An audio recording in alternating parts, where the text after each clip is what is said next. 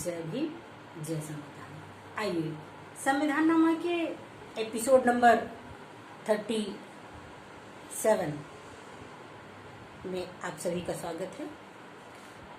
सभी दम बंधुओं, सब महानुभाव सज्जन, मैडम जी, सभी लोगों को जीवन से जरूरी क्रांतिकारी जय भीम। आइए संविधान नामा के एपिसोड नंबर 37 में आप सभी का स्वागत है। आज हम बात करेंगे अनुच्छेद 46 का। अनुच्छेद 46 कहता है अनुसूचित जाति, अनुसूचित जनजाति, जिसे हम SC/ST के नाम से भी जानते हैं। अनुसूचित जाति, अनुसूचित जनजाति और अन्य दुर्बल वर्गों के शिक्षा और अर्थ संबंधी हितों की अभिवृद्धि, इसके बारे में बातचीत किया गया है। ये एक महत्वपूर्ण और बहुत ही जरूरी आर्टिकल है। राज्य, जो हमारी राज्य सरकार है, जनता के दुर्बल वर्गों के, खास तौर पर अनुसूचित जाति और अनुसूचित जनजातियों के शिक्षा और अर्थ संबंधी हितों की विशेष सावधानी से वृद्धि करेगा। मतलब विशेष तौर से ध्यान रख करके उसकी वृद्धि करेगा और सामाजिक अन्याय और सभी प्रकार के शोषण से इन वर्गों की संरक्षा करेगा। ये एक बहुत बड़ा संवैधानिक दायित्व राज्य सरकारों पर संविधान निर्माताओं ने सौंपी है कि SC/ST और दुर्बल वर्ग के लिए वो उनके शिक्षा और उनकी देखरेख की विशेष तौर से जो है उनकी वृद्धि करेगा। आइए अगला आर्टिकल है आर्टिकल 47। ये आर्टिकल कहता है पोषाहार, पोषण करने के लिए जो आहार दिया जाता है उसको शॉर्ट में कहते हैं पोषाहार।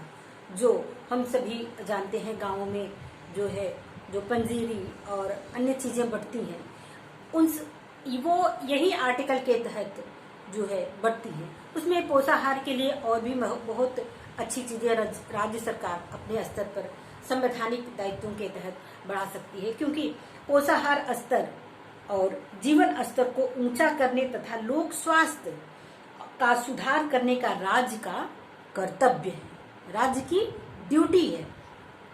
पोषाहार और जीवन स्तर को ऊंचा करने और लोक स्वास्थ्य, मतलब लोग कोई एक नहीं, सभी लोगों के लोक स्वास्थ्य की बात हमारा संविधान करता है। राज्य अपने लोगों के पोषाहार स्तर और जीवन स्तर को ऊंचा करने के और लोक स्वास्थ्य के सुधार को अपने प्राथमिक कर्तव्यों में मानेगा।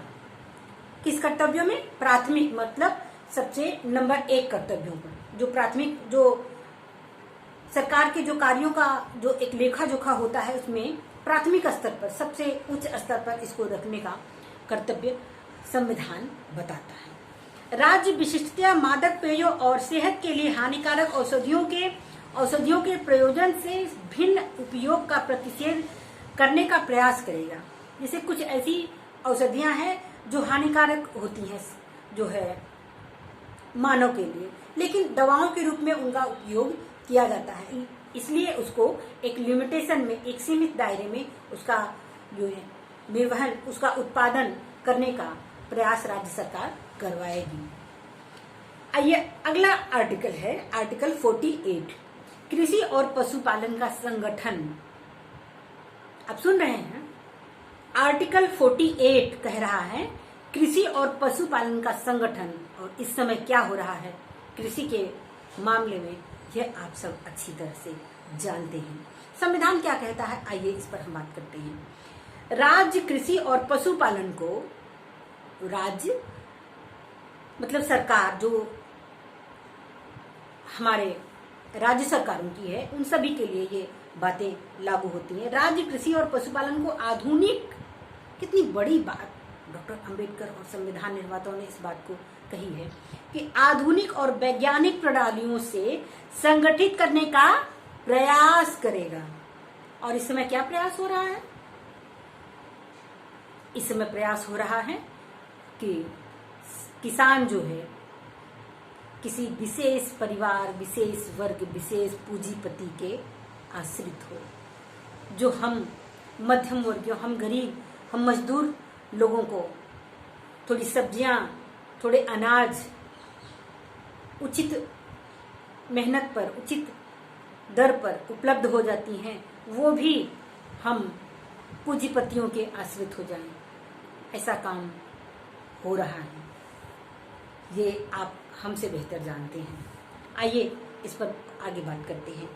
और मुख्यतः गायों और बछड़ों का और अन्य जो दुधारू जीव हैं जैसे भैंस और बकरियां, इन सभी दुधारू और वाहक जैसे जो वाहक जीव जंतु प्राणी हैं जैसे घोड़ा इत्यादि है, पशुओं को नस्ली के परीक्षण और सुधार के लिए तथा उनके वध का प्रतिषेध मतलब रोकने का प्रयास सरकार उठाएगी। और यह जो है एक बड़ी जिम्मेदारी है कि राज्य सरकार कृषि और पशुपालन का संगठन करे, उसको संजोए, उसको वैज्ञानिक और आधुनिक सांचे में ढाले। अगला अनुच्छेद है आर्टिकल 49। आर्टिकल 49 क्या कहता है? आर्टिकल 49 कहता है राष्ट्रीय महत्व के संस्मारकों, स्थानों और वस्तुओं का संरक्षण। जो राष्ट्रीय स्मारक हैं, जो राष्ट्रीय स्तर पर जो है, जो यादगार चीजें बनाई गई हैं, इंडिया गेट है, लाल किला है, ताजमहल है, लखनऊ का सामाजिक परिवर्तन स्थल है, इमामबाड़ा है, लोहिया पार्क है, और जो भी अन्य मंदिर मस्जिद हैं, उन सभी को जो ऐतिहासिक हैं, उन सभी को संजोए रखने का इस आर्टिकल में प्रावधान किया गया है। संसद द्वारा बनाई गई विधि, संसद जो है, जो विधि बनाई, विधि के द्वारा या उसके अधीन राष्ट्रीय महत्व जिनको राष्ट्रीय स्तर का घोषित किया गया है, जिन्हें राष्ट्रीय स्तर का घोषित किया गया है, कलात्मक या ऐतिहासिक अभिरुचि वाले, कलात्मक हो, जो जैसे उत्तर प्रदेश में राज्य कला केंद्र है, ये ऐतिहासिक है, और अन्य जिसे सरकार जो है ऐतिहासिक घोषित करती है, उन सभी स्मारकों का यथास्थिति उसको सुंदर करने का, उसके विनाश और अपसारण, व्ययन या निर्यात से संरक्षण करने की राज्य की बाध्यता है। ये सरकार के ऊपर ये जिम्मेदारी है कि ये जो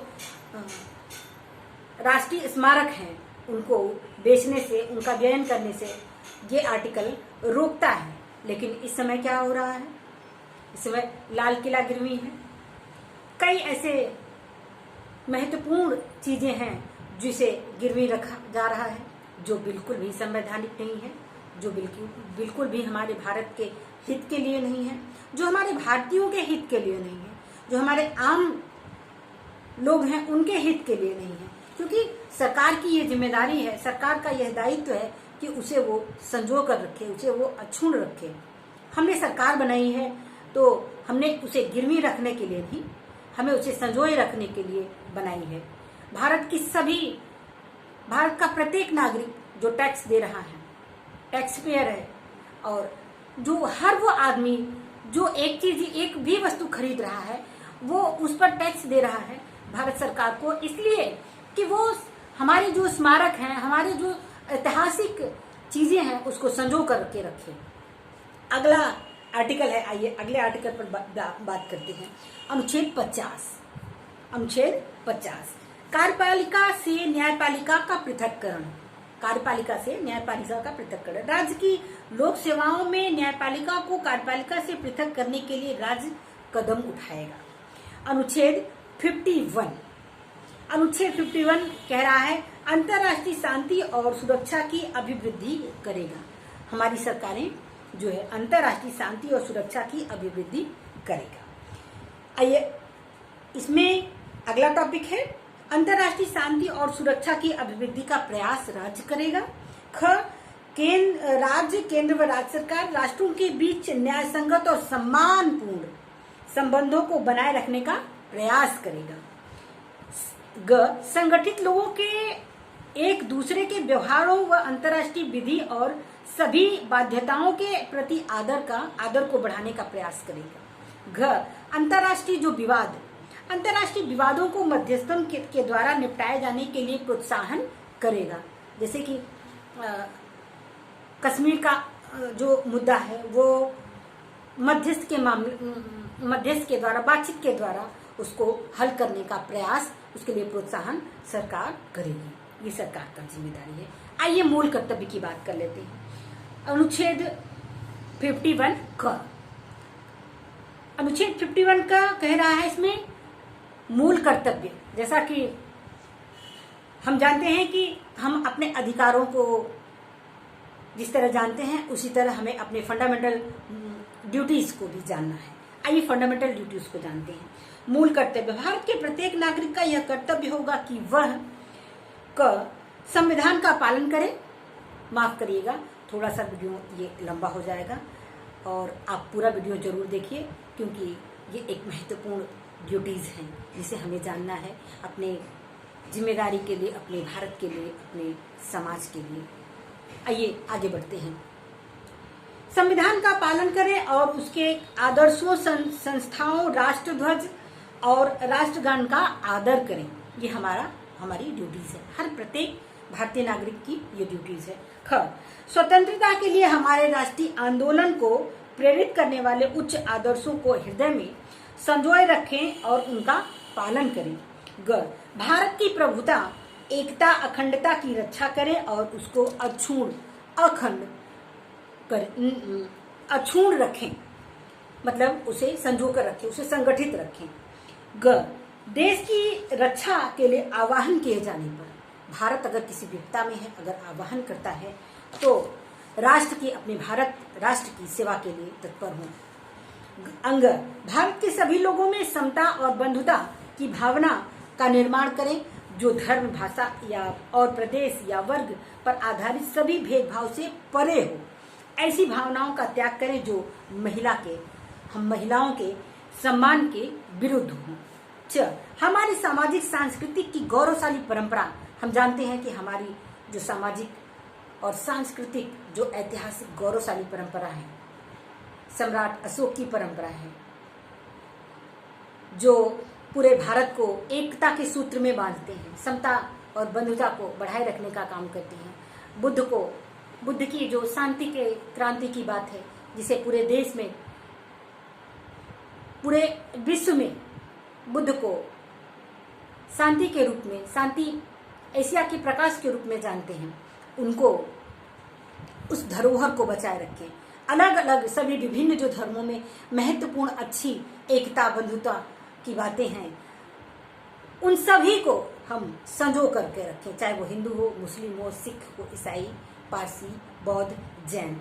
किसी एक धर्म में ही अच्छी बातें हों ऐसा नहीं है। सभी धर्मों की जो अच्छी बातें हैं उन सभी को हम बचा करके रखें, उन सभी को हम संजो करके रखें, तभी हमारा भारत एक गुलदस्ते के रूप में महकेगा, पूरे विश्व में एक अच्छा मुकाम बनाएगा। हम ऐसी उम्मीद करते हैं, ऐसा हमारा भविष्य होगा। हम ऐसा काम करते हैं, ऐसा प्रयास करते हैं। आइए आगे बढ़ते हैं। प्राकृतिक पर्यावरण, जो प्राकृतिक पर्यावरण की उसके अंतर्गत वन, झील, नदी, वन्यजीव रक्षा करें और उसका संवर्धन करें। प्राणी मात्र के प्रति करुणा का भाव रखें। और वैज्ञानिक दृष्टिकोण, ये अगर हमें विश्व में नंबर 1 बनना है, विश्व में महाशक्ति बनना है, तो हमें वैज्ञानिक दृष्टिकोण अपनाना होगा। वैज्ञानिक दृष्टिकोण के माध्यम से हम मानववाद और ज्ञानार्जन तथा सुधार की भावना का विकास कर सकेंगे। आइए अगला है, संवैधानिक संपत्ति को सुरक्षित रखें और हिंसा से दूर रहें।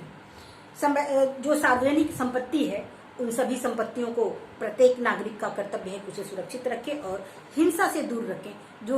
जो भी काम करना हो, जिस पर हो, उसे बातचीत से हल करें। अगला है, व्यक्तिगत और सामूहिक गतिविधियों के सभी क्षेत्रों में उत्कर्ष की ओर बढ़ने का सतत निरंतर प्रयास करें, जिससे राष्ट्र, हमारे भारत का निरंतर बढ़ते हुए प्रयत्न और उपलब्धि की नई ऊंचाइयों को छू लें। आखिरी है यदि माता पिता या संरक्षक 6 वर्ष से 14 वर्ष तक की आयु के अपने यथास्थिति जो भी स्थिति है बालक या प्रतिपाली के लिए शिक्षा के अवसर प्रदान करें। ये सभी माता पिता का कर्तव्य है कि वो अपने बच्चे को जो है शिक्षा का अवसर प्रदान करें। ये इस वीडियो में इतना ही। इस वीडियो को संविधाननामा को आप लाइक करें, शेयर करें, कमेंट करें, सब्सक्राइब करें और वीडियो कैसा लगा हमें जरूर कमेंट बॉक्स में बताएं। डॉक्टर अंबेडकर कहते हैं, डॉक्टर अंबेडकर का एक कोटेशन के साथ इस वीडियो को अंत करते हैं। डॉक्टर अंबेडकर कहते हैं सफलता कभी भी पक्की नहीं होती है। एक सफलता मिल गई तो वो सफलता पक्की हो जाए, ऐसा नहीं है। सफलता कभी भी पक्की नहीं होती तथा असफलता कभी भी अंतिम नहीं होती। असफलता, अगर हम असफल हो गए हैं तो जरूरी नहीं कि हम जिंदगी में हमेशा असफल ही होंगे। हम आगे बढ़ें और एक नई सफलता को प्राप्त करें। इसलिए अपनी कोशिश को तब तक जारी रखो, अपनी कोशिश को तब तक जारी रखो जब तक कि जीत एक ऐतिहासिक न बन जाए, जब तक कि जीत ये ऐतिहासिक न बन जाए। ये है डॉक्टर अंबेडकर की कथन। इसी के साथ जय भारत, जय भीम, जय संविधान।